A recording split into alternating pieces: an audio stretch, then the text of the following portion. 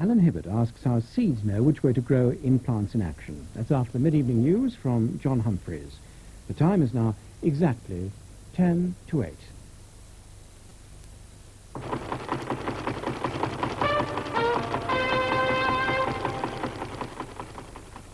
The hijack of a Turkish airliner to Bulgaria is over after 30 hours without the loss of any lives.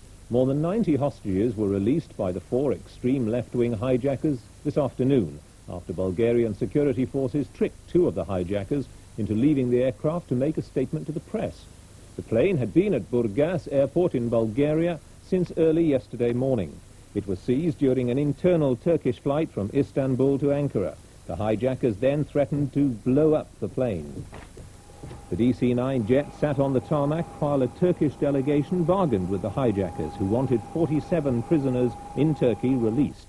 Several passengers were injured and taken to hospital as the hijack ended unexpectedly early this afternoon. Some of them spoke of the tense moments after 2 of the hijackers had been lured from the plane to speak to journalists. They were seized by Bulgarian security forces. Inside the plane, the passengers realized there were only 2 hijackers left, so they attacked them. The passengers managed to take a pistol away from one of the hijackers. He jumped from the aircraft, injuring his head, and was arrested immediately. The 4th hijacker began shooting, but none of the passengers was seriously hurt. Allegations of a cover-up have followed the successful ending of the bank siege in Barcelona. The official version of the events is that the gunmen were just petty criminals, but some Spanish MPs are convinced they are members of an extreme right-wing commando group. Commandos trained by the British SAS brought the siege to an end last night. Christopher Morris now reports. Among the freed hostages, there's dispute about the official claim there were only 11 gunmen. They insist there were 24. And when the hostages fled from the bank as the shooting began, they remain convinced that the rest of the gunmen, after throwing away their hoods and weapons, made good their escape by mingling with the crowds during the general panic and confusion. Today, the bank remained closed, but it did seem extraordinary that 11 criminals could have held over 200 hostages inside for so long after an attack carried out with such military precision. Even the normally cautious Spanish press expressed doubts about the official account.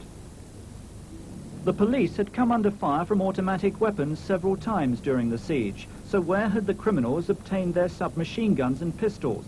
The bank itself showed the scars of the fierce gun battle, yet remarkably only 1 gunman was killed inside. The hostages themselves, despite their weekend ordeal, turned up for work this morning as usual. Later sent home, their relief was plain to see as they strolled outside the bank where just 12 hours earlier they'd had to run for their lives as bullets had ricocheted all around them.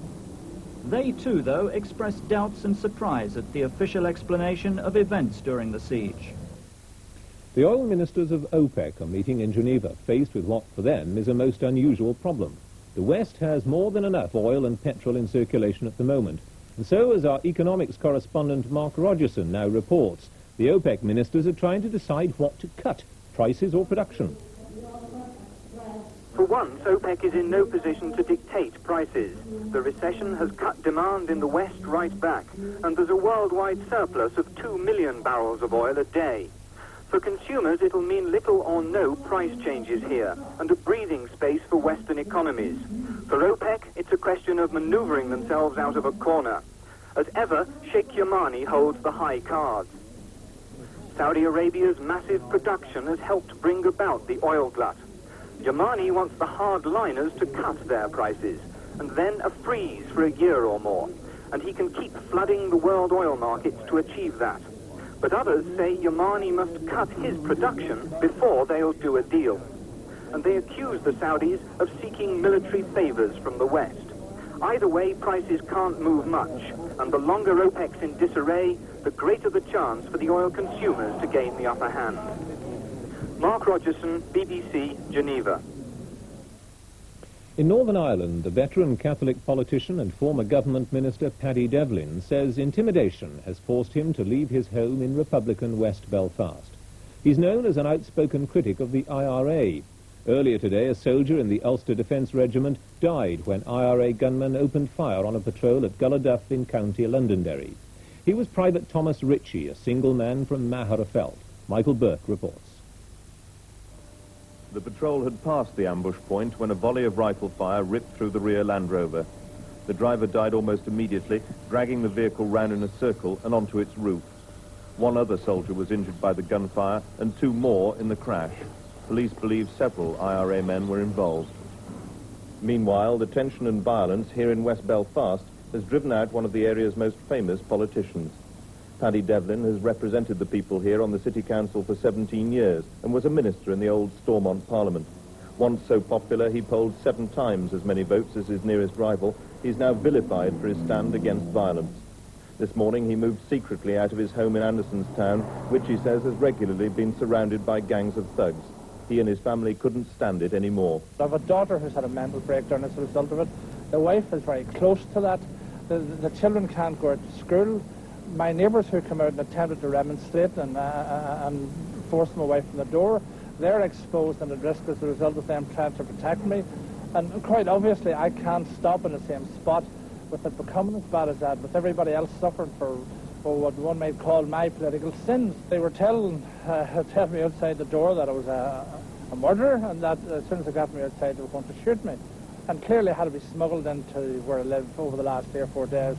The threat, I think, was probably more real than imaginary. Supporters of the hunger striker Brendan McLaughlin, who's in hospital with a stomach ulcer, say he's been told by doctors that he may die within 5 days if he doesn't accept medical help. McLaughlin has been on hunger strike for 12 days. He needs medical treatment and his condition is giving cause for concern. The 4th hunger striker to die, Patsy O'Hara, a member of the Irish National Liberation Army, was buried this afternoon in a military-style funeral. Francis Coverdale reports. Led by a lone girl piper and flanked by an INLA Guard of Honour, the procession made its way from the O'Hara's home to a church overlooking the bogside. The coffin was draped in the Irish tricolour and the flag of the INLA. On top, the symbolic black gloves and beret. Several hundred followed the coffin, others watched as the procession passed their houses. Black flags fluttered from the windows, and along the route, posters and graffiti reminded onlookers why the funeral was taking place. It was the 4th time in less than 3 weeks that family, friends and political sympathisers had taken part in the funeral procession of a Maze prison hunger striker. At the Requiem Mass for Patsy O'Hara, the priest prayed that other parents could be spared this kind of grief. Jack Warner, who was Dixon of Dock Green on BBC television for 21 years, has died in London aged 85. He suffered a stroke a year ago and recently went back into hospital with pneumonia. Born Jack Waters, he was the younger brother of Elsie and Doris Waters, radio's Girton Daisy.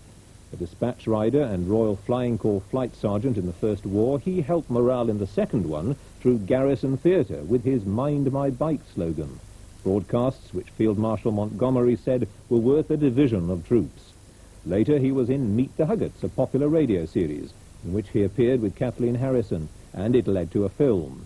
But it was as Sergeant Dixon in the series that was inspired by a film, The Blue Lamp, that he's best remembered by television audiences.